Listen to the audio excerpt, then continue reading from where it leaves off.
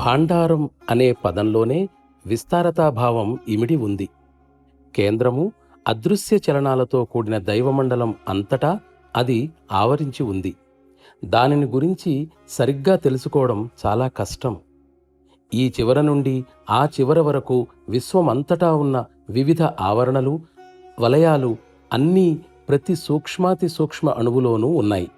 ఆ విధంగా ప్రతి అణువు పూర్ణ వస్తువు యొక్క గుణాలనే కలిగి ఉంది. అందువలన ప్రధాన భాండారం ఏ విధమైన ప్రేరణ ఇస్తుందో అదే ప్రేరణను ప్రతి అణువూ ఇవ్వగలదు.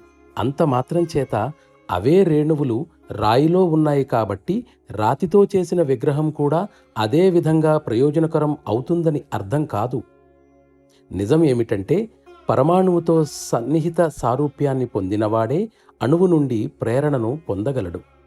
చేతనయే దివ్యకృపకు మాధ్యమంగా పనిచేస్తుంది.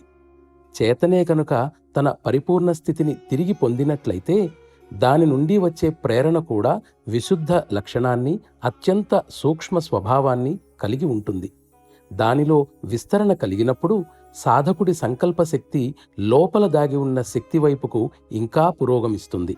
సాధకుడు ఇంకా తన పయనాన్ని ముందుకు కొనసాగించినట్లయితే అతడు దాగి ఉన్న శక్తికి అతీతంగా వెళ్ళి జీవన్మోక్ష స్థితిని పొందుతాడు.